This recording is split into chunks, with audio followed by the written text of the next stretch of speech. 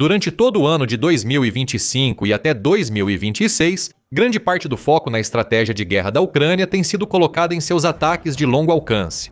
Com razão, pois esses ataques custaram bilhões à Rússia e enfraqueceram a máquina de guerra de Vladimir Putin. No entanto, esse foco nos ataques de longo alcance também faz com que muitos tenham deixado de perceber uma mudança na Ucrânia. Na verdade, 3 mudanças, todas elas se combinando para dar uma força crescente à Ucrânia. Putin está impotente para impedir o que está por vir, enquanto a Ucrânia está ficando mais forte justamente no momento em que as fraquezas da Rússia estão sendo expostas. Segundo o professor Darren Gerdas, titular de negócios na Charleston Southern University e responsável pelo canal Professor Gerdas, como ele explica. O canal Gerdas no YouTube aponta um trio de reviravoltas mostrando como a Ucrânia entra em 2026 decidida a agir de forma diferente enquanto segue lutando contra a Rússia. Você conhecerá as 3 novas estratégias durante o vídeo, sendo a terceira especialmente crucial para a longevidade da Ucrânia. A principal ideia da análise de Gerda é que a Ucrânia ganha força com suas 3 novas estratégias. Isso fica evidente nos ataques de longo alcance que ela realiza. Gerdas relata ataques de drones à subestação em Moscou, sistemas de defesa aérea na Crimeia e outros, mostrando que a Ucrânia age de forma diferente. Algo que equivale à primeira das 3 novas estratégias do país: acelerar o desenvolvimento de tecnologia interna. Gerdas destaca esse ponto ao comentar as recentes declarações do ministro da Defesa da Ucrânia, Mikhailo Fedorov, em 15 de janeiro. A CensorNet noticiou comentários feitos por Fedorov, onde ele afirmou que as 50 principais das 400 unidades de drones da Ucrânia são responsáveis por 70% de todos os ataques ao inimigo na guerra.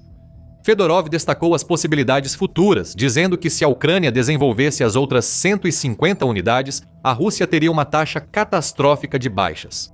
Gerdas percebe o mesmo que Fedorov, como mostra seu comentário, e o professor diz que isso indica uma mudança na postura da Ucrânia sobre a guerra. Agora, esse é o princípio de Pareto bem aí, exclama Gerdas. Para quem não sabe, o princípio de Pareto também é conhecido como a regra dos 20, que afirma que 80% das consequências vêm de 20% das causas. O número não se aplica exatamente às unidades de drones da Ucrânia, mas o importante é que o princípio está em ação, desenvolvendo-os para aprimorá-los e expandir as unidades de drones. De 5% para talvez 10% ou mais do exército ucraniano, isso será relevante, afirma Gerdas, destacando que ambos têm argumentos válidos. Apesar da eficácia, os operadores de drones não são uma parcela significativa do exército ucraniano. Até fevereiro de 24, a Ucrânia havia treinado cerca de 20 mil operadores de drones para lutar na guerra. O número provavelmente é maior agora, embora também seja provável que alguns desses operadores tenham morrido em decorrência de ataques russos. Porém, 20 mil representam só uma pequena parte dos 900 mil soldados ativos das Forças Armadas da Ucrânia. Mesmo dobrando ou triplicando esse número, operadores de drones ainda seriam só uma fração das Forças Armadas da Ucrânia, mesmo com maior investimento em treinamento para operarem com segurança atrás das linhas de frente. Ao causar estragos nas forças de assalto russas, isso pode aumentar muito as baixas do lado russo. O aumento de operadores de drones se deve ao foco da Ucrânia em criar tecnologia própria. Como professor de negócios, fico muito feliz ao ver como trabalhamos de forma assimétrica e o valor que trazem para a guerra, diz Gerdas. Ele ressalta que ataques assimétricos e cibernéticos da Ucrânia tornam a guerra cara demais para a Rússia lutar como Putin deseja. As perdas de 35 mil soldados russos em dezembro, divulgadas por Volodymyr Zelensky, foram todas registradas em vídeo. A Ucrânia construiu drones interceptores para derrubar os modelos Shahid da Rússia, que Zelensky afirma que vão se tornar uma parte fundamental da estratégia de defesa aérea da Ucrânia daqui para frente. Segundo Gerdas, até na inteligência artificial, a Ucrânia supera a Rússia ao usar a IA a seu favor.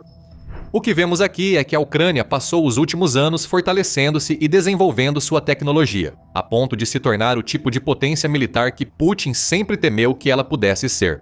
Há uma grande ironia. Um dos motivos declarados de Putin para invadir a Ucrânia era desmilitarizar o país.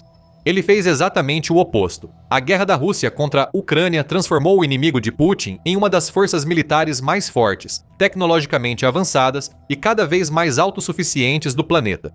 A indústria de defesa da Ucrânia atingiu cerca de 5 bilhões de dólares desde o início da guerra e pode crescer mais com investimentos. Os drones que a Ucrânia está fabricando por conta própria são responsáveis pela maioria das baixas que a Rússia sofre atualmente.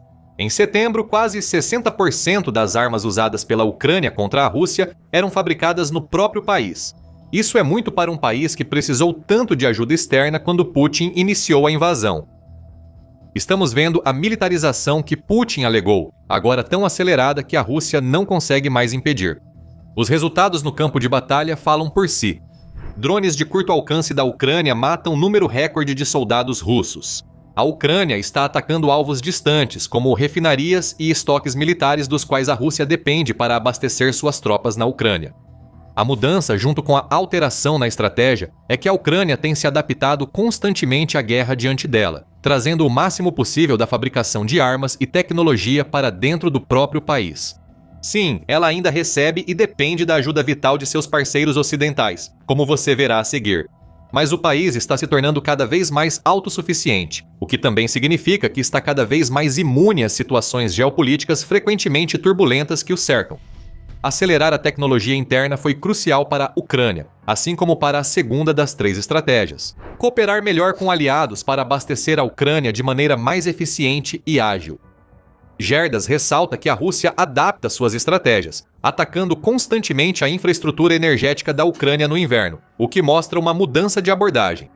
Parte do motivo pelo qual essa estratégia tem sido suficientemente bem sucedida para a Rússia é que ela conseguiu deixar cerca de metade de Kiev sem aquecimento e energia elétrica. Além de causar problemas semelhantes em outras partes do país, isso tem mais a ver com os aliados da Ucrânia do que com a própria Ucrânia. Antes da Rússia bombardear usinas e instalações de aquecimento da Ucrânia por quase 4 horas em temperaturas abaixo de zero, aliados ucranianos cortaram o fornecimento de sistemas de defesa aérea. Gerdas afirma que isso não é totalmente preciso. O principal problema foi que esses aliados não forneceram ou entregaram suprimentos à Ucrânia a tempo, segundo ele. Agora, há rumores da Rússia de que podem atacar usinas nucleares da Ucrânia em breve. Segundo o Kyiv Independent, em 20 de janeiro, o ataque a instalações nucleares pode já ter começado. A Rússia seguir esse caminho é uma decisão enorme e potencialmente catastrófica. Uma catástrofe nuclear pode resultar dessa abordagem, e é algo que a Ucrânia precisa evitar a todo custo. Ela fortalece seus canais de suprimento com aliados ocidentais. O relacionamento entre Ucrânia e República Tcheca é um exemplo perfeito, segundo Gerdas. O presidente tcheco, Petr Pavel, afirmou que Praga em breve enviará à Ucrânia aviões de combate para derrubar drones, segundo Gerda. Esses aviões, provavelmente os jatos supersônicos L-159, mostram a Ucrânia colaborando com aliados para obter o armamento necessário. Em vez de aceitar o que esses aliados oferecem, dizemos tentar, pois a iniciativa tcheca parece já encerrada. Dias após o anúncio de Pavel, a Reuters informou que o premier tcheco Andrej Babis descartou vender ou doar esses jatos à Ucrânia. Infelizmente, a Ucrânia teve que recomeçar do zero nessa iniciativa. No entanto, o que importa é o espírito por trás dessa iniciativa. O que vemos aqui é a Ucrânia tentando trabalhar junto com seus aliados para conseguir o que precisa para preencher as lacunas que não consegue suprir sozinha. Com os caças tchecos, a Ucrânia tentaria reagir ao aumento do uso de drones russos de longo alcance. Em 2025, a Rússia lançou cerca de 55 mil desses drones contra a Ucrânia, além de milhares de drones Iska para confundir as defesas aéreas ucranianas. Uma lacuna foi descoberta e tentaram preenchê-la, mas falharam. Outras tentativas ocorrerão. Essa mudança de filosofia também foi vista em outros locais. Pegue como exemplo a lista de requisitos prioritários da Ucrânia, o programa Pearl, criado após reunião em 14 de julho entre o presidente dos Estados Unidos, Donald Trump, e o secretário-geral da OTAN, Mark Rutte. O PERL autoriza aliados da Ucrânia a comprarem armas dos Estados SEWA e transferi-las diretamente ao país, permitindo à Ucrânia escolher quais armas receber. Pense nisso como uma lista de presentes de casamento, mas sem molheiras, barcos ou utensílios de cozinha. A Ucrânia está recebendo defesa aérea, mísseis, drones e outros equipamentos que vão ajudá-la diretamente a se defender contra o ataque russo aparentemente interminável. Focar no que a Ucrânia precisa e não no que aliados acham que ela vai precisar já faz grande diferença. Na noite de 19 de janeiro, a Rússia realizou mais um ataque aéreo massivo contra infraestrutura energética e civil na Ucrânia, mas desta vez o país estava preparado, pois havia se antecipado ao ataque. A Ucrânia recebeu mísseis de defesa aérea, possivelmente para sistemas Patriot, e derrubou a maioria dos mísseis balísticos e de cruzeiro lançados pela Rússia. A Ucrânia não conseguia interceptar esse míssil tão bem quanto em 19 de janeiro. Você pode saber tudo sobre as conquistas dela assistindo ao nosso vídeo sobre uma das maiores noites das defesas aéreas da Ucrânia recentemente. A eficiência está sendo incorporada ao sistema que fornece armas e equipamentos defensivos ocidentais à Ucrânia. Essa referência à eficiência nos leva à terceira estratégia atual da Ucrânia para derrubar a Rússia. Como dissemos antes, o terceiro ponto pode ser o mais importante para a longevidade da Ucrânia na luta contra a Rússia. A razão para isso é evidente a partir do que é essa estratégia. A Ucrânia está usando seu pessoal de forma mais eficiente do que nunca, e o exemplo perfeito dessa eficiência vem da direção de Kupiansk. A Rússia tenta conquistar essa cidade em Kharkivlast há meses, tanto porque oferece vantagem nas negociações de paz, quanto porque pode ser transformada em um ponto logístico. Isso serve aos esforços da Rússia para avançar mais profundamente em Kharkiv e tomar a região de Donbass. Porém, a Rússia não tem tido sorte nessa cidade nos últimos meses, pois a Ucrânia usa seus soldados de forma mais eficiente, explica Gerdas. Além disso, ele destaca que um artigo do The Times revelou que a proporção de baixas entre Rússia e Ucrânia em Kupiansk é catastrófica para Putin. Para cada soldado que a Ucrânia perde, a Rússia perde impressionantes 27. O The Independent confirma esses números e destaca que a eficiência letal da Ucrânia quase eliminou os soldados russos de Kupiansk. Neste momento, a Ucrânia controla a porcentagem de uma cidade que muitos achavam que ela perderia durante 2025. E isso acontece porque a Ucrânia está ficando melhor em utilizar seus soldados de maneiras que a Rússia não consegue superar. Gerdas destaca rapidamente que essa proporção absurda ocorre apenas em direção a Kupiansk.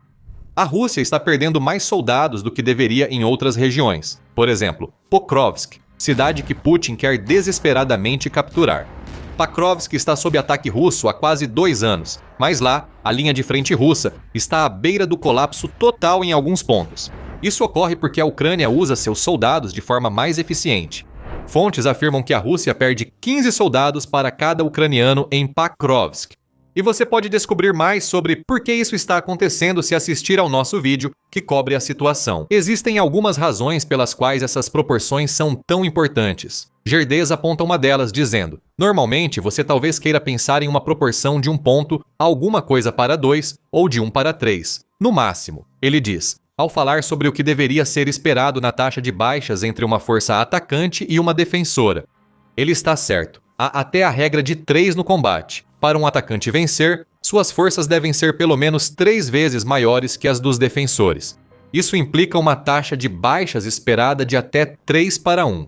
Não é isso que estamos vendo com a Rússia, porque a Ucrânia se tornou tão eficiente em eliminar os soldados russos sem colocar os seus próprios na linha de fogo, a menos que realmente seja necessário. Os drones sobre os quais já falamos estão desempenhando um papel enorme aqui. Como a Forbes observou em 16 de janeiro, a Ucrânia tem constantemente adaptado sua estratégia para lidar com os ataques russos. A estratégia da Ucrânia envolve criar zonas de morte equipadas com drones FPV. Esses drones frequentemente destroem os ataques russos, ou a maior parte deles, pelo menos antes que eles cheguem às fortificações que a Rússia quer conquistar. A Ucrânia mantém essas zonas de morte com pelotões defendendo fortificações contra invasores. Novamente, trata-se de eficiência. Por que arriscar um soldado se um drone pode cumprir a missão? Quanto ao segundo motivo pelo qual a enorme diferença no número de baixas entre a Rússia e a Ucrânia é importante, tudo tem a ver com algo que a Ucrânia gostaria que não estivesse acontecendo. Apesar da defesa eficaz da Ucrânia ao forçar Putin a gastar soldados, o país também sofreu muitas baixas. Isso é natural após 4 anos de combates, mas a taxa de baixas da Ucrânia é alta o suficiente para que o país comece a enfrentar alguns problemas de mão de obra. Segundo reportagem da CNN de 14 de janeiro, Fedorov afirmou que o exército ucraniano está com déficit. Aproximadamente 200 mil soldados estão ausentes sem autorização ou desertaram. Todos esses soldados deixaram suas posições sem permissão dos comandantes. Segundo Fedorov, outros 2 milhões de ucranianos são procurados por evitar o serviço militar. A lei marcial da Ucrânia proíbe homens entre 18 e 60 anos de deixarem o país, embora dezenas de milhares já tenham feito isso. A CNN diz que outros estão saindo legalmente. O Conselho Atlântico relatou em outubro sobre o afrouxamento das restrições de viagens internacionais para jovens de 18 a 22 anos. Alguns meses antes, seu relatório já havia levado 100 mil ucranianos a deixarem seu país em 2 meses. Houve um êxodo de potenciais soldados da Ucrânia, por mais ruim que seja ouvir isso para quem apoia o país. No entanto, isso só reforça o quanto se tornou importante para a Ucrânia descobrir como fazer o uso mais eficiente possível dos soldados que possui. Drones, principalmente os usados nas zonas de morte, parecem ser essenciais. É importante que a Ucrânia cerque os infiltradores russos para combater suas táticas, como ocorreu em Kupiansk e Bakrovsk. Quanto menos recursos a Ucrânia usar, mais tempo resistirá contra um exército russo que confia na vitória pelo maior número de soldados disponíveis. Finalmente, chegamos ao motivo pelo qual Putin não consegue fazer nada em relação a essas 3 mudanças estratégicas que a Ucrânia está demonstrando agora.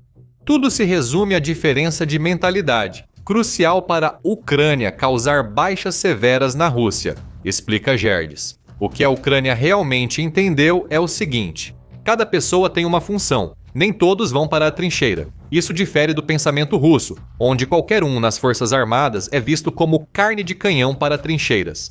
É o barbarismo contra a estratégia, a assimetria contra táticas de atrito que são resquícios dos dias de glória dos impérios russo e soviético.